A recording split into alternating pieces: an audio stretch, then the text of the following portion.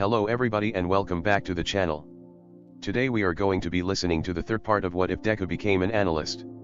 A link is down in the description to the original FIC by 80sGayTrashGoblin if you want to read along.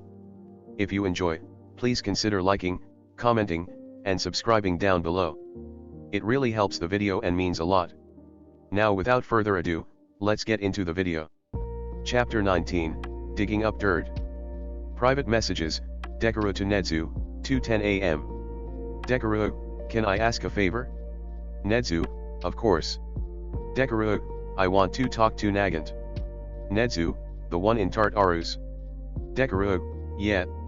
Deku, I think she could help me take down the HPSC. Nezu, an admirable goal. Nezu, let me see what I can do. Deku, thank you. Nezu, anything for my favorite human. Izuku has been acting weird. For one, he took the week off. Midoriya, I will work until I fucking die. Izuku took a week off. Second, he stopped letting Kigo in his room. Kigo will go into his room every now and again, he knocks if the door isn't open, but most of the time it is, to help put up decorations or set up furniture. But now Izuku won't let him in. Kigo was going to get down to the bottom of this, damn it. I'm going to go see Nezu-san. Izuku shouted, a bag over his shoulder and running to the door. Kigo was lazing on the couch, pretending to be indifferent as he paged through his textbook that he was sent from UA. You got everything? Kigo shouted back. Yeah. And if something goes wrong? Scream and pull out the knife. Alright, have fun.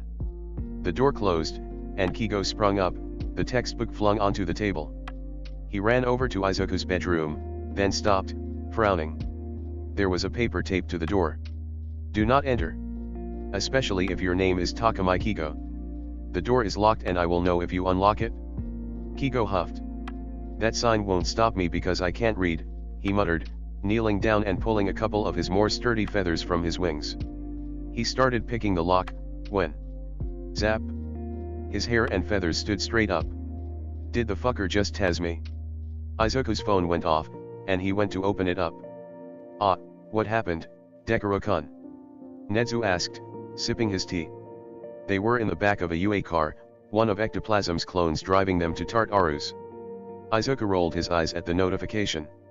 Kigo's dumb ass just tried to pick the lock to get into my room. Oh dear. Did you warn him? Yeah, I taped a sign on the door and everything. Izuku sent a text back to Kigo that just said told you dumbass. It's not my fault if he decided to try anyway. Kigo just sent back an angry face. Izuku put his phone away, going back to sipping his tea. Are you prepared, Deku-kun? Nezu asked. Izuku nodded. I have everything I want to ask written down in my notebook. I brought the audio recorder too. Excellent. I also brought everything I needed. Izuku raised an eyebrow. What would that be? Nezu just chuckled. You'll see, Deku-kun. It's going to be a few more hours until we get to Tartarus. Would you mind a game of chess? Izuku smiled. I would love a game. Lady Nagant was spending her day doing what she usually does, staring blankly at the mirror on the wall. Her hair had been cut short since her imprisonment, and she had a scar running from the bottom of her right eye down to her chin. She can't remember who did it to her, time seems to blur together in Tartarus. She picked at the ugly orange jumpsuit. The name tag on it wasn't her name. Shinjitsu Ichika was the bright-eyed girl who just got into high school. Lady Nagant was the defamed heroine who killed the former president. They were not the same person, not anymore. How can a woman with blood on her hands call herself a hero? The shutter to her cell opened, and she turned to look at the pair of cork-canceling cuffs passed through the small opening. She snagged them, dutifully putting them on. It's not like she could escape. She learned her lesson pretty quickly. Being in prison was preferable to the outside world, actually. She didn't bother memorizing the way out. She was curious about who had visited her. The defamed hero didn't get any at all during her years of imprisonment. She sat down, cuffed to the table. There was a thin sheet of bulletproof glass between her side and the visitor's side, 2 chairs pulled out. The only table in the room was hers, likely, there was only one prisoner allowed at a time due to the high risk they all posed. 2 people were led into the room, and Nagant tried to hide her curiosity. One was Nezu, a strange creature that made a shiver crawl up her spine. She went to Shiketsu, but she heard the rumors about U.A.'s famed principal. The other was a teen boy, a pair of glasses on his face and his hair bright green like a bush. She vaguely recognized him from somewhere, but she couldn't remember where. "Hello Shinjitsu-san," the boy said, a notebook and pen in his hands. He was clicking it absent-mindedly. "Or would you prefer Lady Nagant?" "Nagant, please," she responded. "Shinjitsu Ichika has been dead for a long time now." The boy nodded, writing it down. Nedzu spoke up this time. "I'm Nedzu, as I'm sure you're aware. This is my colleague, Deku, a hero analyst. I'm working on taking down the HPSC," he said, pulling out a tape recorder. "I've collected some evidence, but in order to really take it down, I need your testimony." Nagant let herself smile a bit. She didn't really think her testimony would do much, but it's not like she's doing anything else. "I'll help." "Thank you," the boy beamed, and she felt like she was going to go blind at the pure kindness in it. He turned on the tape recorder. "This is Midoriya Izuku, here with Shinjitsu Ichika, otherwise known as Lady Nagant, for her story about her time with the Hero Public Safety Commission. With me is Nedzu-san as witness. Nagant-san, you can start now." She took a deep breath, then started to talk. After a long, grueling 3 hours, Deku finally stopped the recording. "Thank you for your help, Nagant-san. I truly appreciate it." "Of course," she responded. He stood up, packing his stuff. Nedzu remained seated, sipping his tea that he had procured from somewhere. She had stopped questioning it about half an hour in. "Deku-kun, you can go ahead of me back to the car. I have a few things I need to discuss with Nagant-san." The kid looked between the two of them. "Are you sure, Nedzu-san?" The Chimera just nodded, and with a small frown on his face, he shuffled off. Nagant looked directly at the creature, a shudder going down her spine once again. She felt like she was being dissected. "What is it you need from me, Nedzu-san?" she asked, breaking the moment between the two of them. Nedzu smiled. "I would like to extend an offer." He slid a few pieces of paper under the glass, for her to read. "I understand that outside of prison, you would have a hard time being hired, given your record and unique history.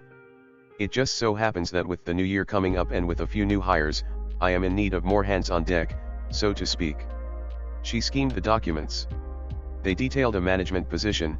Basically she would be running around helping to make sure the school kept going. Deliveries, paperwork, grading more minor assignments, cleaning, tutoring help. She was basically an assistant that'll help wherever needed. And she'll be given a provisional hero license, so that she could use her quirk in protection of the students if she needs to. "This is," she trailed off, continuing to shuffle through the papers. There was a page for a name change. "I understand that the name Shinjitsu Ichika isn't well known, but you don't seem to like the name anymore either," Nedzu said, sipping his tea. "And I'm sure you don't want to be tied to the name Lady Nagant anymore. An opportunity like this deserves a clean slate, don't you think?" "It's not that I don't like the names," Nagant muttered, more thinking to herself than anything else. "It's just that they're not who I am anymore." Nedzu slid a pen to the other side. "Then who are you?" She thought about it. Vague memories of her time at Shiketsu came back to her. A long-term girlfriend, their relationship strong but ultimately couldn't survive the stress of heroism. A celebratory bonfire for 3A's graduation, the last time any of them would be together before going out onto the field officially. A work-study in Italy, where she held a gun other than her own arms for the first time and was taught how to shoot by a woman she still thought of as a mother. She wrote down her name on the form. Tsutsunai Kaima. Chapter 20, One Step in the Door. Friends. Laughing Face, 7:19 a.m. Broccoli-chan, Izuku, Sonic the Hedgehog, Itza, Hot Pocket, Todoroki, Dr. Jekyll, Hatsum, Mr. Sandman, Honuki, and Mrs. Darcy, Yaomomo, are online. Sonic the Hedgehog, good luck to everyone taking exams today. Mrs. Darcy, best of luck to Midoriya and Hatsum. Mr. Sandman, good luck you guys. Broccoli-chan, good luck to you guys too. Dr. Jekyll, thank. Hot Pocket, welk. Mr. Sandman, alright, who told Toto how to meme? Mr. Sandman, I want names. Dr. Jekyll, Zuko. Broccoli-chan, betrayed. Izuku squinted, going through the PowerPoint on his laptop one final time. He was presenting an analysis on Endeavor, and why he's actually the worst hero. He had sent the presentation to Shouto already, who had just responded to him with a thumbs up emoji, and he was looking it over one last time to make sure there weren't any embarrassing typos. "You're gonna be fine, Broccoli-chan," Mei said, from where she was sitting next to him. She was going through her bag, probably picking which baby she wanted to present. "You literally do this as your job?" Izuku groaned. "But usually those are sent in the form of nice little PDFs. I don't present in front of people." Mei leveled him a look. "You've checked the presentation 7 times today. I'm pretty sure the 8th time is not going to show you anything new. But what if it dash?" Mei covered his mouth with her hand. "No buts. You'll do great." She closed his laptop and took it from him. "Hey. I need that." "You can get it back after you're done with your practical," Mei said, tucking it into her bag. "Or I'll tell Kigo that we let you have Starbucks before the test." Izuku balked at that. "I thought we were friends." "It's for your own good, Broccoli-chan," Mei said. Her name was called, and she turned to look over at the little robot that had wheeled over to the front of the room. "If you even think about working on the presentation, I will sick Kigo on your ass." Izuku grumbled as Mei left, slumping in his seat. He couldn't even study for the written test, as they had finished taking it already. Instead, he stood up and started pacing, hurriedly thinking out loud on his future analyses to take his mind off of the upcoming presentation. At least, he was, until an applicant threw a notebook at his head. Izuku adjusted his glasses, looking himself over one last time before he stepped into the room. Usually, students would be wearing their middle school uniform, but he burned his old uniform as soon as he transferred out of Aldera, and online schools don't have uniforms, so he just showed up in something close to business casual, jeans and a t-shirt that said button-up shirt, and hoped it worked. Projecting a confidence he didn't have, he walked into the room. It was a regular classroom, with most of the desks pushed to the side and a projector set up in the back, a laptop connected to it already. Sitting at the few desks still in the middle of the room were Power Loader, Nezu, and a couple of other heroes he recognized as prominent support heroes. "Welcome, Midoriya Izuku, our only analysis track applicant," Nezu beamed, a teacup in his hands like always. "You may begin at your leisure." "Thank you, Nezu-san," Izuku smiled, swiping the clicker thing off one of the desks. He paced to the front of the room, and his presentation came on. "Now, we are all aware that the world of Limelight Heroics is a very competitive place. If you are diligent in climbing the rankings, you can become a household name. But not all heroes who are good at climbing the rankings are actually good heroes." Izuku pressed the clicker, and the PowerPoint used a little fire animation to transition to his title slide, "Endeavor is a shitty hero and here's why," a presentation by Midoriya Izuku. Yes, all of the transitions are fire-themed, he thought it was funny. "Take the number 2 hero, Endeavor." It transitioned again to a line graph of his popularity since his debut. When Endeavor first debuted, he quickly rose through the ranks and maintained his popularity as a hero, which is impressive. However, it's not due to anything heroic about him. He clicked, and another line graph was shown over the original graph. This is how much his PR team spent on marketing over the years. It goes to show that he's more focused on making sure he maintains his image rather than actually saving people. The next slide was a graph comparing his villain takedown rate to civilian casualties, and property damage. He has no regard for civilian safety, and he has tunnel vision on taking down the villains. Every single takedown involves at least property damage and civilian or villain injury, and there are way more villain casualties than any hero should. It's not like he doesn't have precision or control, he's the number 2 hero. If he has the quirk control to make a mask out of his flames, he can minimize the amount of casualties he is causing. The next slide was a graph comparing his villain takedown rate to civilian rescues. He even ignores the first principle of heroics, prioritize the rescue. We can see here that he always takes cases that involve taking down a villain, and there have been cases where he has killed one or more of the civilians he was supposed to be rescuing. The next slide was a graph of Endeavor's villain and civilian casualties, with the graph of the minimum casualties for a hero license to be revoked overlaid on top. In fact, Endeavor shouldn't even have his license still. He's caused enough death and destruction that he exceeds the minimum casualty limit for a hero license to be revoked, but because he takes down so many villains, the Hero Public Safety Commission doesn't want to revoke his license. The final slide was a picture of Endeavor in a trash can, with a bullet list next to him basically restating the main points he went through. In conclusion, Endeavor is a shitty hero who doesn't deserve to have his hero license still, let alone be number 2. Thank you for coming to my TED Talk. Izuku finished off his presentation with a bow, then stood ramrod straight as the silence went on for several seconds. Then power loaders started clapping, and soon the whole room was clapping. Excellent job, Midoriya-kun. Nezu said. Izuku let the tension slip out of his shoulders. Thank you, Nezu-san. You may go back out to the waiting room, power loader said. You'll wait out there with the rest of the applicants until we can dismiss everyone. Izuku smiled, then bowed again. Thank you for taking the time to consider me. One more thing, Nezu called out as he was leaving. Izuku turned back to face him. It's customary for analysis track applicants to have their presentations shared with the analysis teams of the hero teams they choose to present on. Izuku paled. I'm honored that you believe it's worth sharing, he squeaked, before running away. May, I'm gonna die. Those were the first words out of Izuku's mouth as he practically ran over to reclaim his seat next to his friend. What did Nezu say? May asked. Because if he said something mean no one'll find the body dash. No. Nothing like that, Izuku tried to reassure the situation. It's even worse. Well, if they liked your presentation, I don't see dash. They're gonna send it to Endeavor. There was a moment of silence. May patted him on the back. I'll arrange your funeral, Broccoli-chan. Izuku groaned, slumping down in his seat. My life is over. Tell Sushi I love her and give her a kiss on the forehead for me. All my stuff goes to her. Make sure I'm cremated and launched into the sun dash. Excuse me. Izuku turned his head a little, and a shiver went down his spine. He recognized that voice, and out of the corner of his eye he saw Small Might standing in an ill-fitting suit, practically hiding behind the doorway.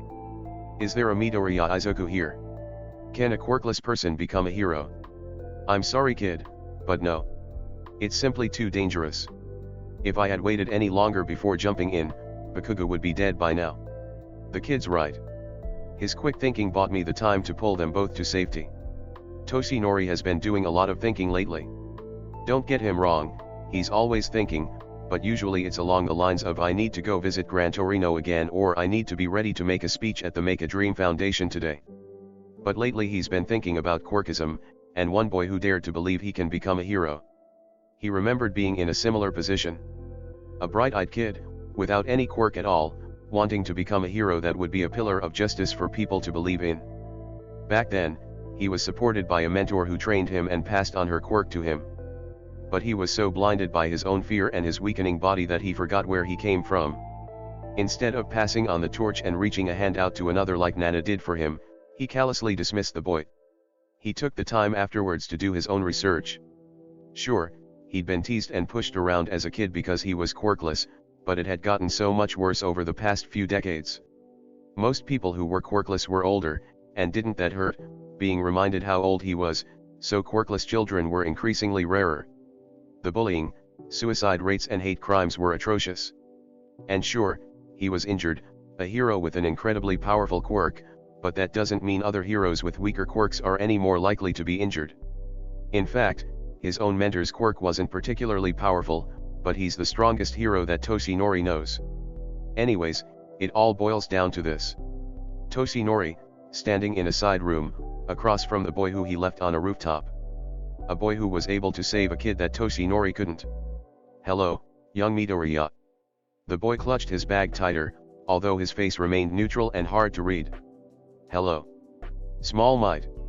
His eyes widened when he realized what he just said, and Toshinori couldn't hide the chuckle that escaped him. It's alright, my boy. No offense, but why have you brought me here? Midoriya asked. You made it pretty clear what you thought of me last time we met. Toshinori nodded. I understand that what I said that day was wrong. Midoriya's head jerked up, surprise clear on his face. Which is why Toshinori went down on his hands and knees, lowering his forehead to the ground in a proper bow. I wanted to apologize for what I said. The boy gasped above him. All Might I dash. He sat up. Midoriya was crying, tears streaming down his face as he covered his mouth with one hand. You're the only one to apologize, he sobbed out. Toshinori held out his arms. Midoriya hesitated, then practically barreled into him, sniffling as he wrapped his arms around the boy. I was blinded by my own fear, Toshinori continued. If the symbol of peace can be crippled by a villain, what could happen to those with weaker quirks?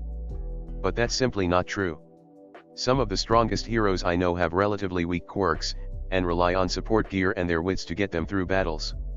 I'm sure a hero without a quirk could do just as well. Midoriya pulled away, wiping his eyes, the flow of tears gone for now. Toshinori stood back up. You really thought a lot about this, huh? Midoriya said. Apologizing, I mean. Of course. Although it did take a couple smacks from my mentor to set my head straight. Toshinori smiled as the boy chuckled. He was glad to cheer him up, even if it was at his own expense. Gran Torino, right? Midoriya asked. Unless you have some other secret mentor I don't know about.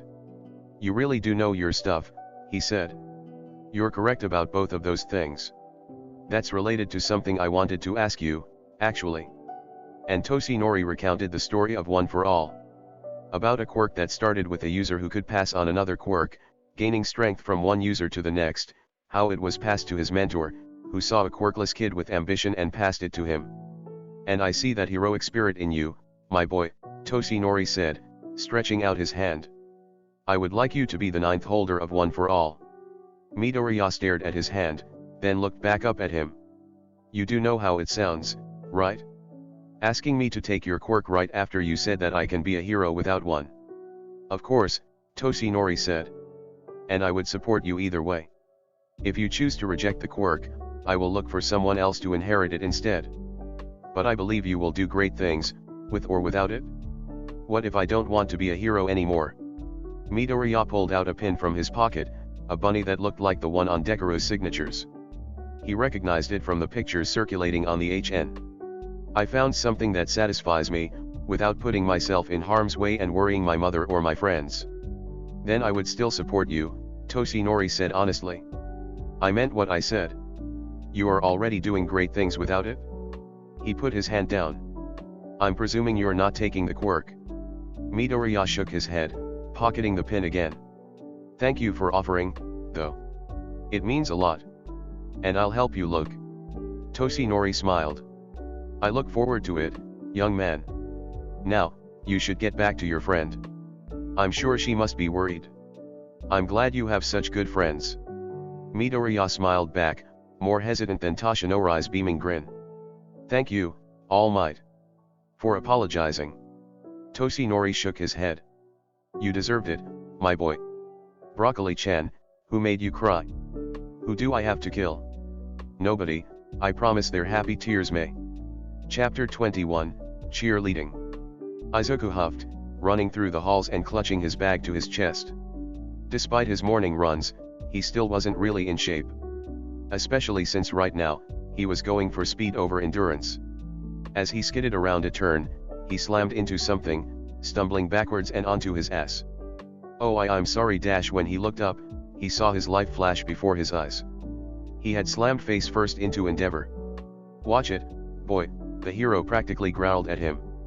Of course, sorry, Izuku squeaked, sidestepping him and trying to not look like he was running away even though he totally was. Boy. He turned around, trying to project confidence despite facing death. Yes. The hero eyed him up and down, as if disgusted by his very existence.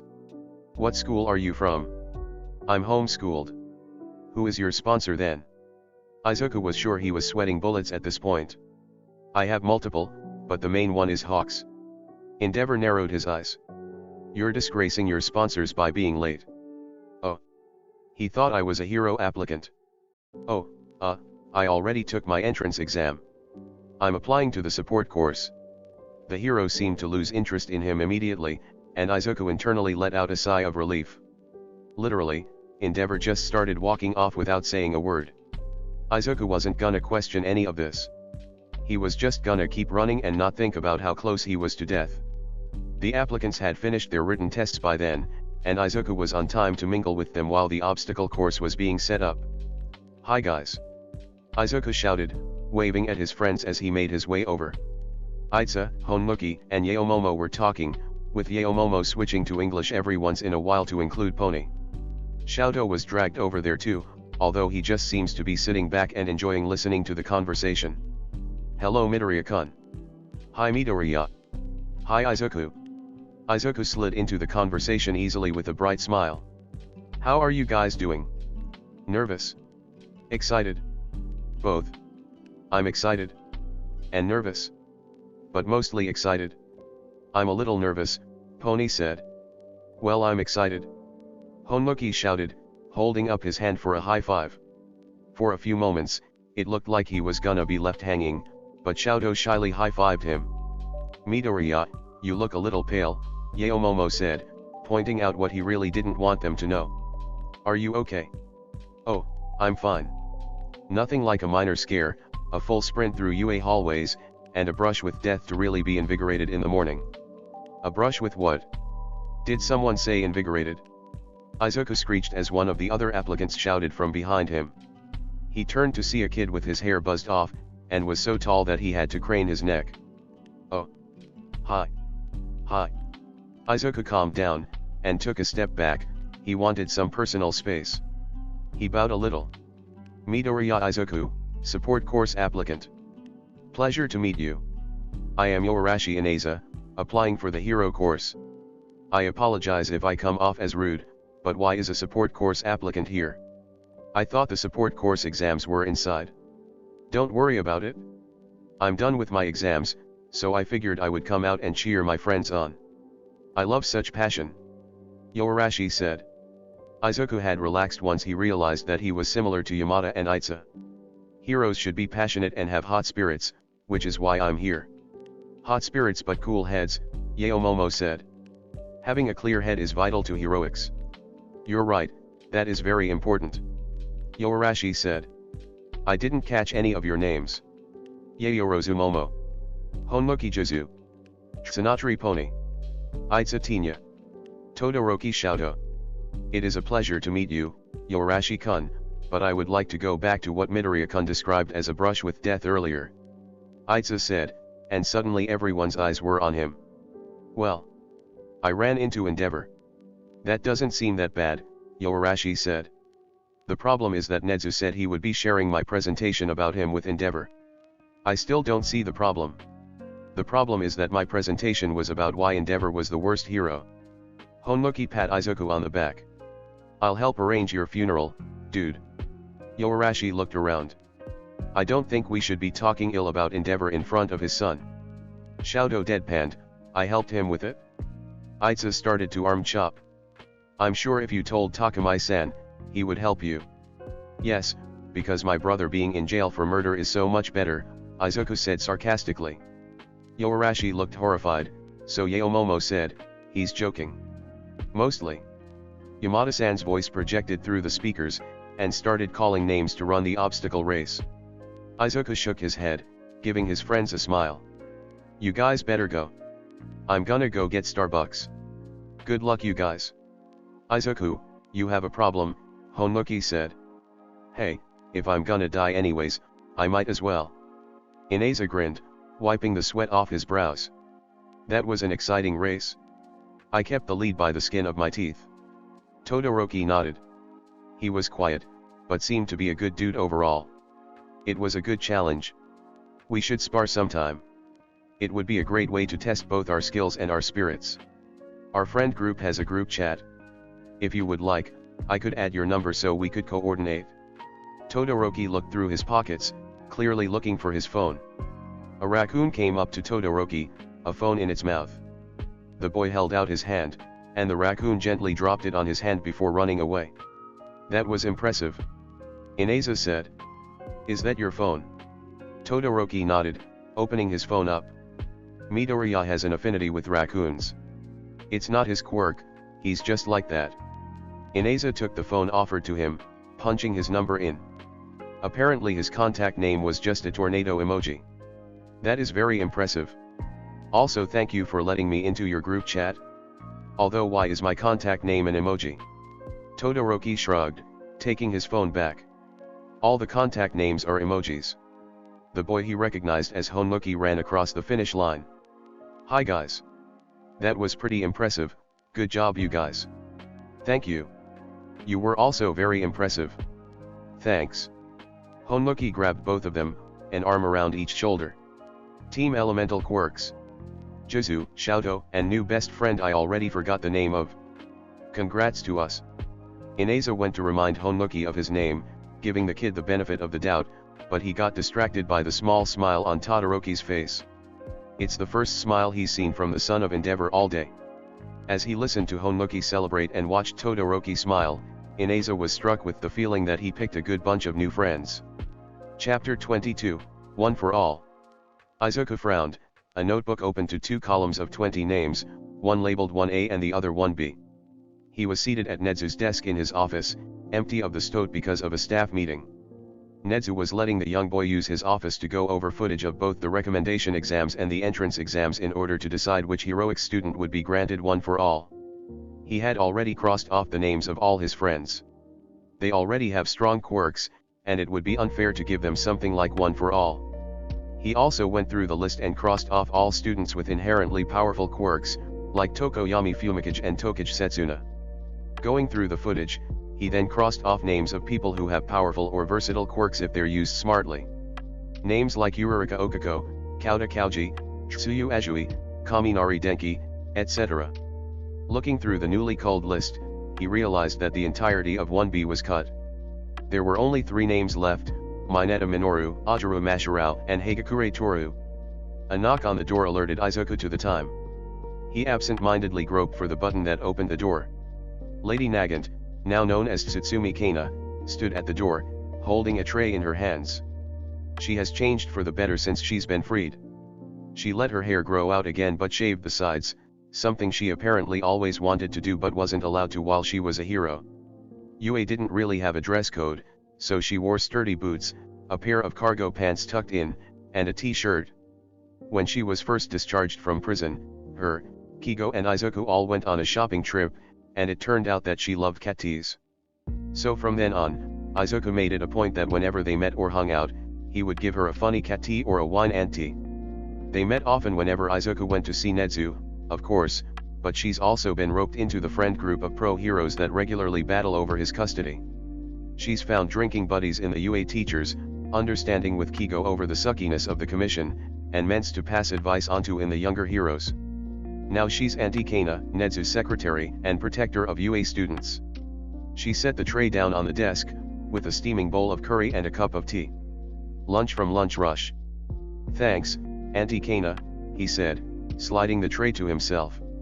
Is the meeting still going? Yeah, and it doesn't look like it's stopping anytime soon, she rolled her eyes. A small lunch break, and then back to scheduling. Izuku winced.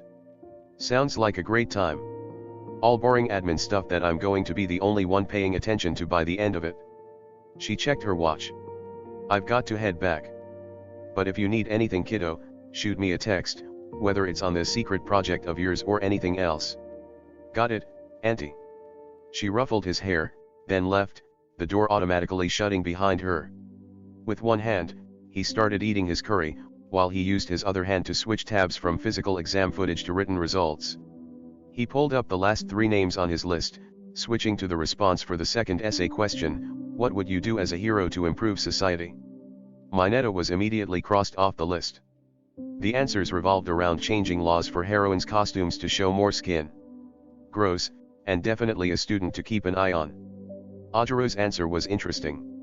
His essay talked about how he would change the hero ranking system from popularity and money to a more fair system based objectively on statistics such as rescue rates, civilian collateral, villain takedowns and patrol hours. He argues that the ranking system unfairly props up heroes who take a ton of cushy modeling or merchandising jobs and doesn't acknowledge heroes who work hard to keep people safe. He also points out that the hero ranking system can influence a hero's paycheck, and that it's unfair for hard-working heroes closer to the bottom of the system to not get fairly paid for their work. It was a great read, especially because it's the points that Izuku has made in conversations with Nedzu. It missed some of the other points of the hero ranking system that gets factored in, like raising money for charity, community service hours, or number of successful current and former sidekicks, but overall Ajuru had the right idea. Ajuru values hard work, and seems to have a sense of dignity that means he wants to accept results with his own abilities. You do know how it sounds, right? Asking me to take your quirk right after you said that I can be a hero without one. I would support you either way. But I believe you will do great things, with or without it. I'm sure a hero without a quirk could do just as well. Izuku couldn't do that to him. He crossed Ajuru's name off the list. And then it was one. Hagakure Toru. He went and double-checked her exam results, just in case. Her essay was about improving the foster care system, specifically for those with supposedly weak or villainous quirks. She herself got lucky and landed some good adopted parents, but she's seen bad examples, and she believes that a hero with a weak quirk can use their platform to advocate for a reform. She was also the only student to get into the heroics course purely on rescue points, through saving several students from robots, and even helping a student escape the zero-pointer. Hagakure Toru would be getting one for all. At the same time Izuku was entering the conference room, Kigo was storming out like he was about to kick someone's ass. What was that about? He asked, stepping into the room alone with Nezu. Don't worry about it, Dekuro-kun. I'm sure it will work itself out. Nezu poured a cup of tea for him. Have you decided who the next holder of one for all should be? I have. Hagakure Toru. Excellent. Then I shall call Yagi Dash. Actually, I wanted to talk to you about something first, Izuku said, cutting off his mentor. When Nezu motioned for him to go ahead, he continued, I wanted to ask about the empty spot in 1A. Nezu sipped his tea thoughtfully. I understand that you have applied for the support course, and have found a successful career. He nodded. I don't see what this has to do with Dash. I also understand that for most of your life, you have wanted to be a hero. Izuku had his breath metaphorically punched out of him. The spot is for me. The stoat nodded. There could be a split schedule between heroics and support, or you could just focus on heroics or support, with private lessons with me, of course. But from what I understand, the world has never given you a chance. I'd like to offer it to you now. Izuku thought about it. He thought of all the people supporting him now, all the people who told him a useless Deku could never do it, all the people who he's helped through his analyses. He thought about his conversation with All Might that day on the rooftop, and the same conversation earlier this week. Most importantly, he thought about his mom, who looked so relieved that he had found something to be passionate about that the world wouldn't put him down for. Thank you, Nezu-sensei. It really means a lot to me that you're offering me this chance. Izuku took a deep breath in, clutching the files to his chest. But I can't accept it. I've already found something that has made me happy, a way to help without putting myself on the front lines and worrying the people who are supporting me. Before I found that analysis envelope on the ground, I never could have imagined the people I could help through what I thought were my stupid notes. But now I've saved more people than I could have imagined. In a way, I'm already a hero. Nezu smiled. You've always been, Dekuro-kun, ever since you sent off that first letter. I suppose I will have to look into who will be filling that spot. Actually, I've already picked someone out. Izuku stepped forward and handed over the manila folder. Shinsu Hitachi, currently a member of 1C. He was very close to having a spot, falling short of the rescue points needed. He also wrote an excellent essay response about reforming public perceptions of so-called villainous quirks. I think he would be an excellent fit for 1A. Included in the folder is also who I think should take his spot in 1C. Then I shall pass along the message to Izawa-san and Yamada-san. Izuku's eyes widened. You didn't even look at the files. I trust that you have made the right decision. Nezu trusted him. Izuku smiled widely, wiping away the tears gathering in his eyes. Nezu hopped down from the desk, and Izuku held out his hand for the stoat to climb onto his shoulder. I think we should go check on Takamai-kun now. Hopefully he hasn't tried to murder All Might. Hasn't tried to what? Kigo thinks he has been doing very well with the self-restraint thing so far. He managed to get through a whole meeting in the same room as All Might without punching him. And considering that the meeting went on for 4 fucking hours, that was incredible. So when Nezu informed him that All Might made his brother cry a second time the day of recommendation exams, Kigo went on a fucking warpath. Once the meeting was finished, most of the teachers had congregated in the teachers' lounge, with the exception of a few teachers who decided to do their planning in their classrooms, or were taking a nap. This meant that Kigo had an audience. All Might had been sitting at his desk, talking with Yamada and Kayama, when Kigo stormed forwards and slammed his fists on the table. I have half a mind to punch you in your stupid face, but I did promise my brother that I wouldn't do anything that would warrant jail time, so I'm going to wait before I do that, Kigo snarled. And I told myself I would wait to have this conversation in private, but I was just informed that you made my little brother cry for the second time. All Might seemed to brighten up at that. Oh. Young Midoriya. So there is a brain in that thick skull of yours after all. You're going to explain what the fuck you did this time, or I am going to dash. Kigo, Kayama spoke up, interrupting his rant. What do you mean a second time? Let's just say that the first time ended with Izuku throwing himself off a fucking roof. If I wasn't in the area, he would be dead. Kigo's feathers were puffed up, his nails digging into the wooden desk. So you better have a good fucking explanation dash. Kigo. He was being physically pulled away by Kayama, who put some space between them. Trust me, I'm angry too, but let the man speak. Unfortunately, she had a point. Kigo took a deep breath in and let his feathers return to their natural state. Now that he looked, he could see All Might's guilty face. I am glad I went to talk to him then, he said. The day of entrance exams, I went to apologize to young Midoriya about what I said that day. The entire room was silent. All Might took that as his cue to continue. My quirk didn't come in until I was 16. For my childhood I was treated like I was quirkless. But I had not realized how much worse it had gotten for those who were quirkless. I had gotten this form because of an injury that nearly killed me. I was blinded by my own fears, so I told him what I thought was true at the time, that heroism was too dangerous for those without quirks. But it wasn't true, and I told young Midoriya that much. He can be an amazing hero, even without a quirk. He's an amazing young man, and I told him that I would support him in whatever he does. The room was silent. Kigo folded his wings back up. I understand now, and if Izuku forgives you, then I will too. But if you pull anything like that again I swear I will kill you dash. Don't kill All Might. Izuku had slammed into the door, panting like he just ran a marathon. Nezu was perched on his shoulder, a folder under his arm. He apologized for what he said, and I forgive him and please don't commit murder Kigo. After that, he promptly collapsed onto the floor. Nezu jumped off his shoulders, walking over to them. Takamai-kun, if you hadn't run off in the middle of my sentence, I could have explained the situation. Sorry, Nezu-san, Kigo said. And like I said earlier, since Izuku forgave you, I'll forgive you.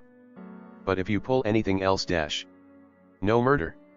Izuku shouted from the floor, and then started wheezing again. He saw Yamada bend down to give him a cup of water. By the way, Yagi-san, I must talk to you for a bit, Nezu said, holding up the file. It seems you have one more message to record. Chapter 23, Results.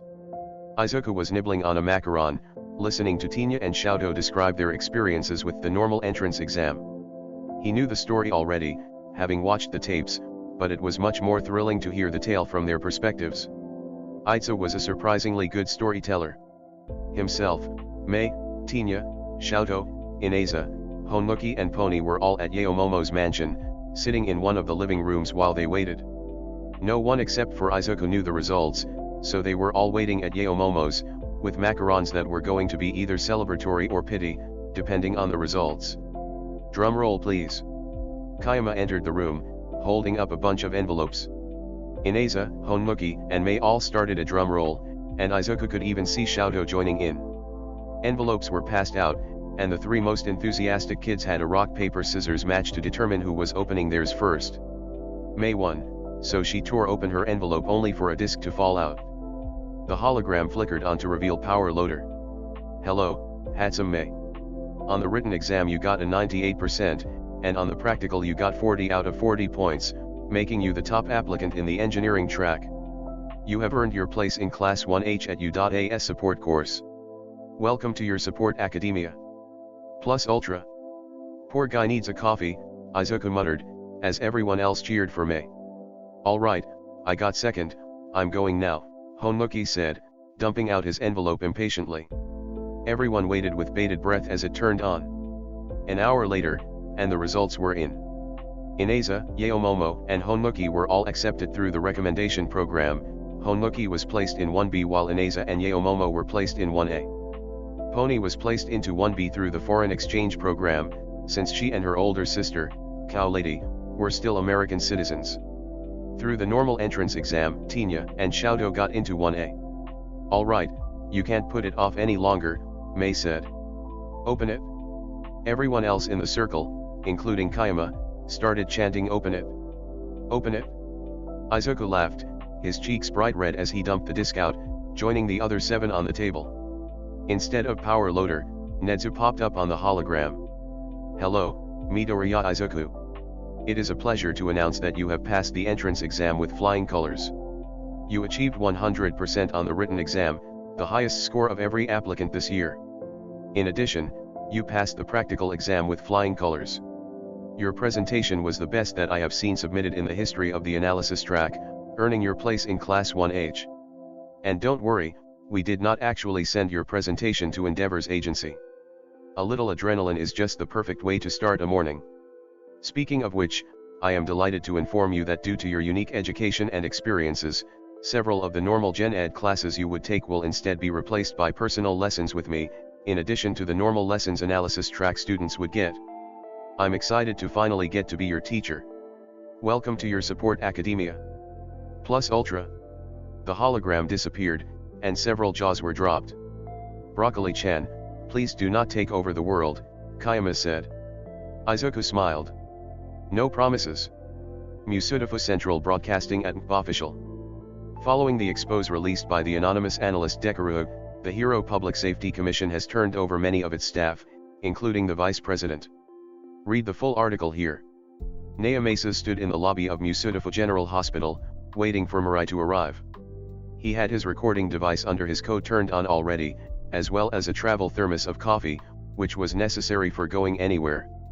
The information provided by Netsu was invaluable. Not only could there be proven cases of quirk discrimination, but there was medical fraud, financial fraud, post-mortem neglect, leaking of medical information, and obstruction of justice. Besides, they had testimony from Midoriya, several nurses, and a doctor, so this case was closed. It was just a matter of arresting the hospital director, so that a new one could overhaul the staff. As much as Aizawa and Takamai wanted to be there to take down the director who had caused Midoriya so much pain, they were both teachers at UA, so they had to stay at the school. However, Mirai was available and very willing, so here he was, waiting for the man. Finally, Mirai came in, wearing something that could be described as business casual, if you squinted really hard. Choice in undercover outfit aside, Mirai wasn't wearing his hero costume, which was the important thing. Are you ready? Naomasa asked, sipping his coffee. Mirai nodded, and they both stepped up to the secretary. Excuse me, but can you tell us where the director's office is? Hitachi sat down at the kitchen table, staring at the envelopes in front of him. Envelopes, plural, because 2 had come from UA. The second was written and dated literally 3 hours after the first. His current foster mother was stress cleaning the kitchen. His younger foster sister had dragged a chair next to him, and was excitedly slapping her palms on the table. Nii-chan, you must be really special to get 2 letters. She said, open M, open M. Alright, I will. Hitachi dragged over the oldest letter first, opening it up and feeling his heart sink. Unfortunately, you did not place high enough to make it into our heroics. You did place high enough to earn you a spot in UA's Gen Ed course. His mom frowned from her step stool, where she was dusting off the cabinets. That's still at UA. There's probably a system to transfer courses. Himura slammed her hands on the table again. There's still the second letter. You're right, sweetie, his mom said. Let's not get ahead of ourselves. Ignoring his sister repeatedly telling him to open it, Hitachi opened up the second envelope. Instead of a letter, a disc clattered onto the table. They both jumped and clung to each other as a hologram was emitted from the disc. I am here, as a projection. All Might boomed from the fucking hologram. Shinsu Hitachi, on the written exam you got 92%. But, You did not get any points during the practical exam. However, points were not our only metric for your success. The hologram played clips of the entrance exam, where Hitachi had pushed other examines out of the way or helped them out of rubble. We also had rescue points. For your incredible actions of bravery, you got 25 points, earning your place in Class 1A at U.A's Heroics course. Welcome to your Hero Academia. Plus Ultra. The hologram sputtered out. When Hitachi pulled out the other papers in the envelope, he saw that they were various forms, such as a costume form and safety waivers. You did it, Nii-chan. Himura shouted, immediately grabbing onto his side. Hitachi hugged her back, silently clinging on as his sister kept babbling. His foster mother sat down at the table again, a manila envelope in her hands. I'm so proud of you, Hitachi, she said. I want to talk to you about something. Of course, Mama, he said, setting Himura back down in her seat. She still clung to him though, tiny claws digging into his hoodie. What is it? Do you remember the conversation we had when we first took you in? Of course he did. Hitachi had been bouncing from foster home to foster home, each giving him back either because of his quirk or because he didn't act like they thought he would. Then his social worker brought him to an apartment on the outskirts of downtown Musudafua, where he met his new foster mother and sister. They both had cat quirks, with the younger one also having some sort of light manipulation ability. Himura asked if he was going to be her new brother, and insisted on him playing with her, but his foster mother had a private conversation with him first. In complete defiance of every expectation meeting a new foster mother was supposed to be like, she sat him down and told him the truth. She introduced herself as Dodo Thruayaniko, although he was free to call her whatever he liked. She had explained that her second job had gone under, and while her first job had given her a raise, it was not enough to cover the cost of living for both herself and Himura. So she decided to foster an older kid, who would be able to watch Himura so that she could pick up more shifts and have the foster money to raise all three of them. She explained that he'd be enrolled in an online school while Himura is at a physical school, and that he was not required to pick up a job or anything like that. All she expected of him was to make sure Himura was alright and do a couple of chores here and there. While the relationship started off as Hitachi being a glorified babysitter, they slowly got closer. Himura loved her big brother, and Hitachi loved her in return. And over time, Hitachi started seeing his foster mother as a mother, and with a couple more raises, she stopped having to pick up extra shifts. So when Hitachi came back home after picking Himura up from school, she would be home to cook dinner for them. In addition to the online school, Hitachi picked up some free self-defense classes at the local YMCA, as well as using the gym while his foster mother was at work. And when he explained to her that he wanted to be a hero, she supported him 100%. When Hitachi nodded, his foster mother continued from across the table. Part of the reason we took you in was because of the money that fostering you provided us. Thankfully, UA has generous scholarship programs, so we no longer need to depend on that money. Which means we can finally sign these. His eyes widened as she slid over the folder, opening it to reveal adoption papers. I know that Himura has seen you as her brother since you stepped foot in this apartment, and it only took me a little bit to see you as my son. I've held onto these papers ever since you came into our lives, and I'm so glad that I can finally, officially call you my son. Mama, it finally broke Hitachi, tears running down his face. His mom came over to him, wrapping both him and his sister into a hug. I love you so much, Hitachi, and I'm so proud of you. Chapter 24, Orientation, How Fun. Friends. Laughing Face, 7 a.m. Broccoli-chan, Izuku, Sonic the Hedgehog, Aitsa, Hot Pocket, Shouto, Dr. Jekyll, Hatsum, Mr. Sandman, Honmuki, Mrs. Darcy, Momo, Annie Oak, Pony, and Typhon, Ineza, are all online. Sonic the Hedgehog, have a wonderful first day everyone. Typhon, yes, have excellent days. Mrs. Darcy, stay safe everyone. Broccoli-chan, it's the first day. Broccoli-chan, how much trouble can we get in? Mr. Sandman, are you /SRN? Mr. Sandman, or /J right? Sonic the Hedgehog, I think my eyes are burning. Hot Pocket, this is coming from the boy who has a raccoon army and gives multiple pros heart attacks. Broccoli-chan, I'm not that bad. Mr. Sandman, yes you are. Hot Pocket, Yes you are. Annie Oak, yes. Dr. Jekyll, yes you are. Mrs. Darcy, yes, you are. Broccoli-chan, surprised face. Izuku crawled through the vents, getting a lay of the land before it was actually time for class. He has a great sense of direction, creating a map in his mind of U.A.'s vent system, and where everything connects. He was there early because Kigo teaches there, so he got all the small talk with the teachers out of his system before he bailed and started exploring instead. He'd been to the school before, but it was still surreal to be in a UA uniform, with a backpack full of school supplies and his laptop. He was actually a student, he belonged there. He even had the time to set up his own little nest in one of the bigger areas of the vents. He got a text from Mei, and dropped out of one of the vents, scaring Yamada-san half to death. He scrambled out of the classroom, ignoring Yamada muttering "I thought he was a bug," and sprinted to the start of the support corridor. "Broccoli-chan!" Mei shouted, tackling Izuku in a hug. She figured out early on in their friendship that he likes physical contact, so she takes the chance to hug him and invade his personal space whenever possible. "Hi Mei," he returned the hug, giving her a few pats before wiggling his way out. He was aware that she was very strong and if she really wanted to keep him there would be no escaping. He grabbed her arm, dragging her through the halls to Class 1H. "I'm so excited," Mei babbled. "I'm going to make so many babies."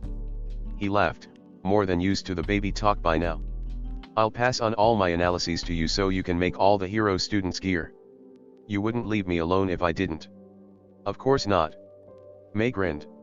"You have so many good ideas for babies. You can't hold out on me." "I wouldn't want to." Izuku returned the grin. As he opened the door to 1H, Mei pulled him into a side hug. "We'll be a baby-making machine."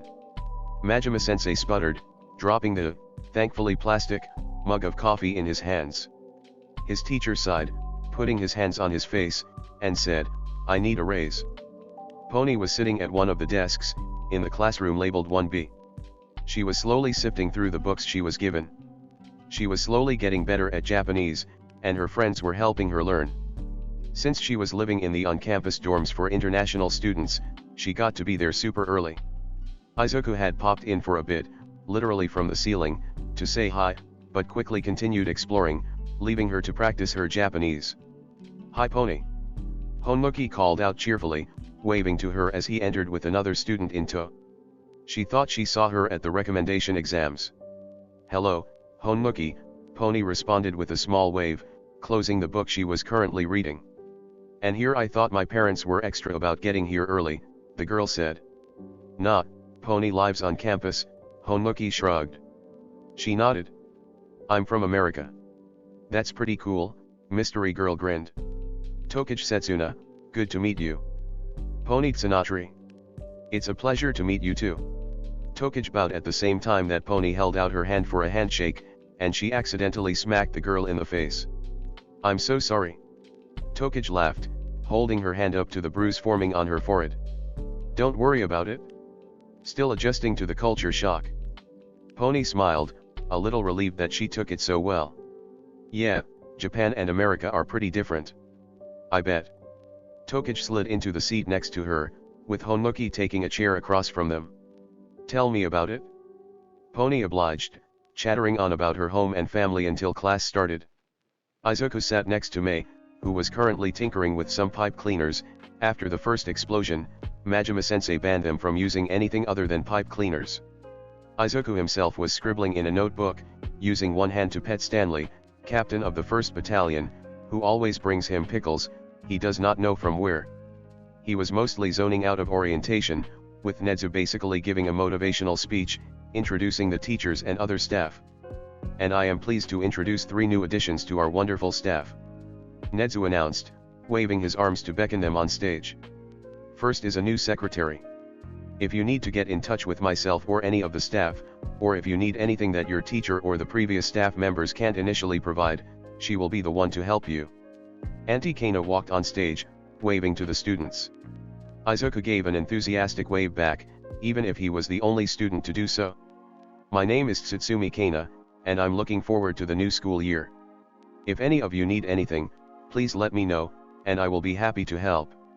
In addition, we have 2 heroics teachers. Please welcome the number 12 hero Hawks, and the number 1 hero, All Might. Both of them jumped on stage at the same time, doing some sort of heroic pose. The entire student body cheered, with the exception of Mei, who was still making a thing with pipe cleaners, and Izuku, who was covering his ears. This was going to be a great year. Orientation was kind of wild, Tokage said. I mean, Hawks was totally about to punch All Might, right? I'm not the only one who saw that. Like, I know as future heroes, we're not supposed to be placing bets, but I'm willing to put 1,000 yen on Hawks punching All Might by the end of the year, Honuki said. Well, I'm not gonna be a future hero. Mei said.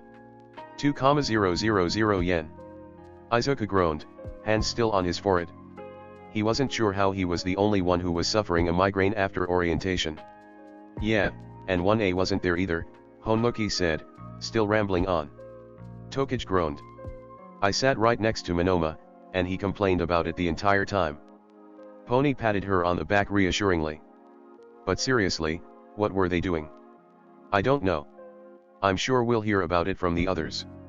Speaking of which, Tokage, you wanna join our group chat? Izuku tuned out the conversation when he felt Kigo's feather wiggle from behind his ear.